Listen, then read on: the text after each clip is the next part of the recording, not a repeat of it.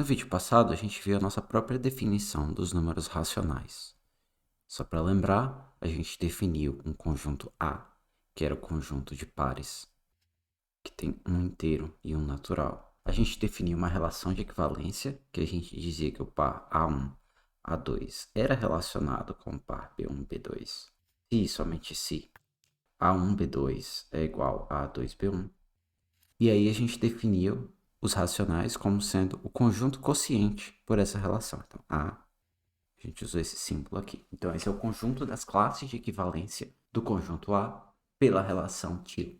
Então, agora o nosso próximo passo vai ser definir operações nos racionais. Então, se eu pego x, um racional, e y, outro racional, o que quer dizer? Qual que é o racional que corresponde a x vezes y? Essa pergunta ela tem uma resposta sutil. Nessa aula eu vou tentar convencer vocês de que essa pergunta é sutil e ver como que a gente resolve essa sutileza. Então, por exemplo, se eu desenho os racionais como sendo uma reta aqui, uma reta com furos, porque a gente não tem números irracionais, é quase a reta real.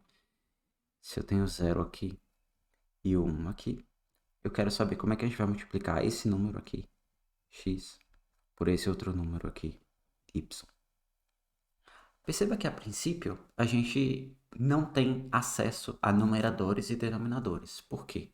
Porque, por exemplo, o x ele é uma classe de equivalência, então ele é um conjunto de vários pares. Por exemplo, ele poderia ser esse par 1, 2, 2, 4, 3, 6, etc.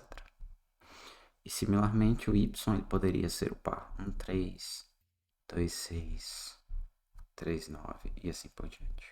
Um elemento da classe de equivalência, que é o x, a gente chama ele de um representante. Isso é só um nome. Então, por exemplo, o 1, 2 aqui é um representante da classe de equivalência. O 2, 4 é outro representante. O 3, 6 é outro representante.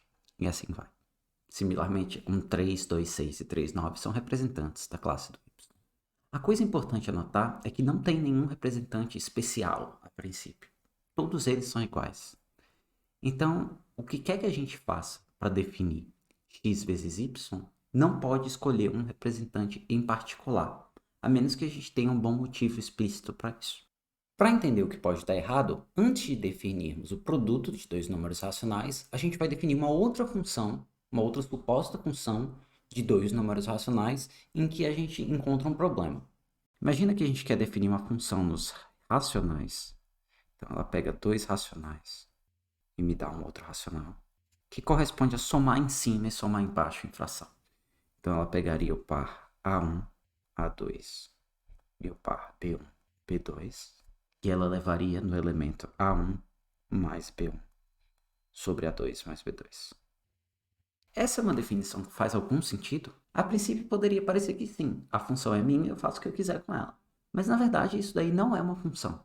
Uma regra que funções têm que satisfazer é que se você tem a mesma entrada, ela tem que dar a mesma saída. Mas você pode pensar que você está operando f de 1/2 com 1/3, isso daqui somar em cima e somar embaixo dá 2/5.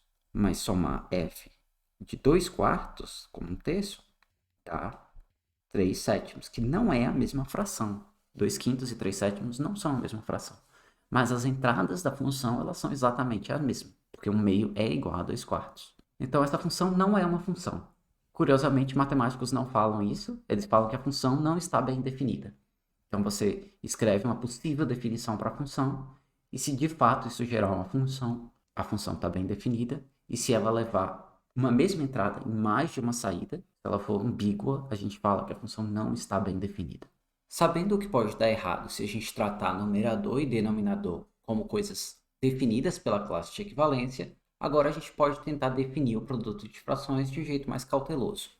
Então, como que a gente pode definir o produto do x com y? A gente vai pegar um representante da classe de equivalência do x, um representante da classe de equivalência do y e multiplicá-los e pegar a classe de equivalência resultante. Mais precisamente, se x é a classe de equivalência do A1, A2, e y é a classe de equivalência do B1, B2, então a gente vai querer definir x vezes y como sendo a classe de equivalência de multiplicar em cima e multiplicar embaixo, ou seja, A1, B1, A2, B2. Lembrando de pegar a classe de equivalência, porque aí agora é um número racional. O que a gente precisa provar para mostrar que isso está bem definido? A gente precisa provar que se a gente pegasse, então, outro representante da classe de equivalência x, outro representante da classe de equivalência y, então a resposta obtida desse outro jeito, que no caso seria multiplicar o A1' pelo B1' e o A2' pelo B2', e pegar a classe de equivalência, ela tem que ser igual. Ou seja, se a gente abrir a notação do que significa uma classe de equivalência, a gente tem que provar que se A1, A2 está relacionado com A1', A2' e B1, B2 está relacionado com B1', B2', então os produtos que a gente obteve, que é multiplicar os primeiros e multiplicar os segundos, eles têm que ser relacionados. Para a gente provar isso, a gente vai abrir as definições, né? Então, a primeira equivalência ali quer dizer que A1, A2' é igual a A2, A1'. E a segunda quer dizer que B1, B2' é igual a B2, B1'. E o que a gente quer mostrar é que A1, B1, A2', B2' é igual a A2, B2, A1', B1'. Mas isso é evidente, porque a gente pode multiplicar as duas equações que estão na hipótese ali. Então, nota que o lado esquerdo delas tem A1, tem B1, tem A2' e tem B2'. E o lado direito tem A2, B2, A1' e B1'.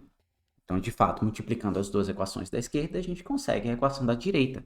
E a gente provou, então, que a multiplicação que a gente definiu não depende de representante. Um outro jeito de eu falar isso é o seguinte: para multiplicar x e y, eu pego qualquer elemento da classe de equivalência do x, qualquer elemento da classe de equivalência do y, e multiplico as primeiras coordenadas e as segundas coordenadas. E não importa qual elemento eu escolhi, a resposta sempre vai estar na mesma classe de equivalência, que é a classe de equivalência do produto. Então, como que a gente poderia fazer a mesma coisa para a soma? Lembre que para a gente somar duas frações A1 sobre A2 e B1 sobre B2, um jeito é você colocar o denominador como sendo o produto dos dois. Ele não precisa ser o MMC, ao contrário do que a gente está acostumado na escola, talvez. E aí tem uma fórmula para o numerador, que corresponde ao que a gente está acostumado, né? Que é A1B2 mais A2B1.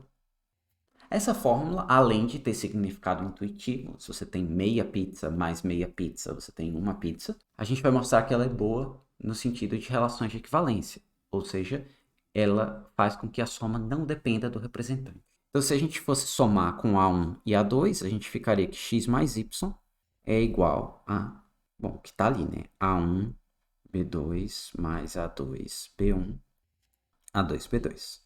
E se a gente fosse fazer com os outros representantes, seria A1' B2' mais A2' B1', vírgula A2' B2'.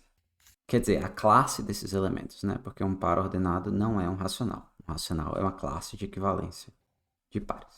E aí nossa tarefa é mostrar, então, que essas duas coisas são iguais. Ou seja, que se A1, A2 está relacionado com A1', A2' e B1, B2 está relacionado com B1', B2', então, aquela coisa feia ali, A1, B2 mais A2, B1, A2, B2 está relacionado com A1', B2' mais A2', B1', A2, B2. A2', B2'. Então, note que o que poderia parecer um problema simples no começo, agora a gente vai ter que trabalhar um pouquinho.